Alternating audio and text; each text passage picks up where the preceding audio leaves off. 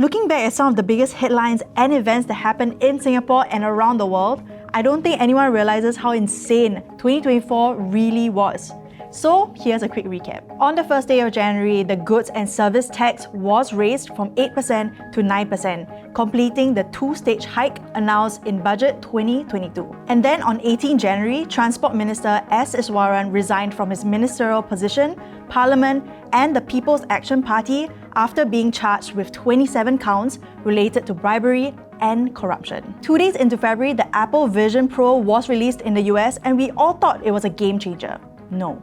Then Finance Minister Lawrence Wong unveiled the 2024 budget, which emphasized increased social spending and the implementation of a global minimum tax. Also, there was a record number of attendees for the Singapore Air Show. That's pretty cool. And if you remember, the chocolate strawberry meme took over everywhere. On a very different note, a 35-year-old Bangladeshi national was executed in Changi prison for the 2018 murder of his ex-fiancée. This marked Singapore's first execution for murder since 2019. In March, Taylor Swift performed 6 sold-out concerts at the National Stadium, and we were there a lot. Pritam Singh, Secretary General of the Workers' Party, was charged with 2 counts of perjury related to the Committee of Privileges hearing concerning former Member of Parliament Raisa Khan. Former Transport Minister S. Iswaran faced 8 new corruption charges linked to dealings with Lam Chang's Managing Director Lam Kok Seng. And how can we forget that Diddy's mansion was raided? Ew. And to round it off, the Baltimore Bridge collapsed after being struck by a Singapore-flagged container ship. And just 2 days into April, Joseph Schooling announced his retirement from competitive swimming at the age of 28. Prime Minister Lee Hsien Loong announced his retirement at the age of 72. Also, households in HDB flats received their U-Save rebates aimed at offsetting utility costs.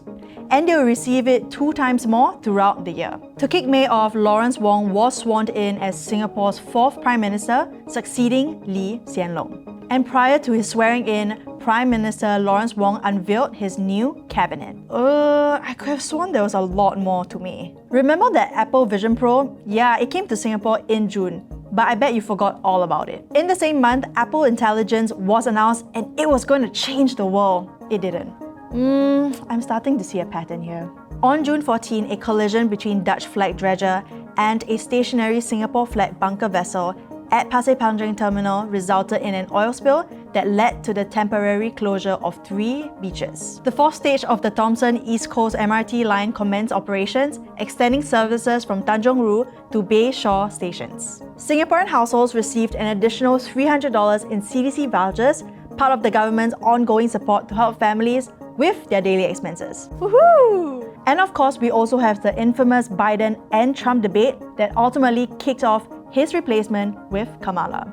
On July 19, 2 oil tankers collided near Pedra Branca, leading to fires on both vessels. Yeah, one was a Singapore-flagged tanker. The new Tengah bus interchange commenced operations, enhancing public transport connectivity for residents in the Tengah area. And then the Paris Olympics began, and Kamala Harris announced she was officially running for president. In August, WHO declared monkeypox. Wait, who declared? Hey, how many times do you want to make this joke?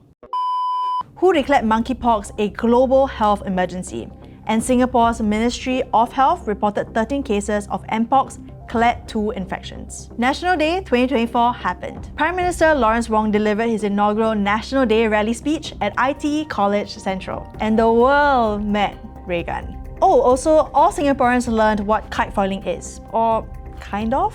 In September, Apple dropped the iPhone 16. Or was it 15, 14? They're all the same. As part of the assurance package, Singaporeans received their annual cash payouts to cushion the impact of the GST increase, and will also be receiving it again in December. The Housing and Development Board relaxed its long-standing ban on cat ownership in flats. Pope Francis visited Singapore, marking the 2nd papal visit since Pope John Paul II's visit in 1986. Former Transport Minister S. Iswaran pleaded guilty to receiving $403,000 worth of gifts while in office.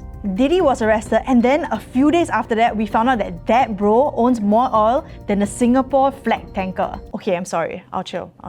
how could we forget that thick boy Mudeng becoming a global sensation? And the F1 Singapore Grand Prix started, and we were there too. On September 24th, Iswaran pleaded guilty to 5 charges. Train services on the East-West line were disrupted due to a faulty train, causing a power trip between Clementi and Dover stations. And then Changi Airport fully implemented passportless clearance across 4 terminals. Oh bro, what happened in September? In October, former Minister S. Iswaran was sentenced to a year in prison. The Singapore Turf Club held its final race after 181 years of operation. Singapore experienced one of its heaviest rainfall days since 1978, leading to localized flooding. Pritam Singh's trial went down and we all learned a new word, Lao Hong Biscuit. And this happened. Again, what happened in October, bro? Approximately 1.2 million past and present national servicemen received $200 in Live SG credits. Woohoo! Pritam Singh's trial was adjourned to Feb 2025. The PAP conference was also held on November 24th, where SM Lee delivered his last speech as PAP chief. An Azerbaijan Airlines plane carrying over 60 people crashes near Kazakhstan airport. South Korean president declared martial law, which epically failed and got him impeached. And in recent news, due to a failure in the landing gear, a South Korean plane executed a belly landing and collided with a concrete wall, resulting in a catastrophic explosion. Oh man, what a wild year we've had together. And I do not expect 2025 to be much different. Let me know what your favorite 2024 moments are in the comments. And as always, Happy New Year!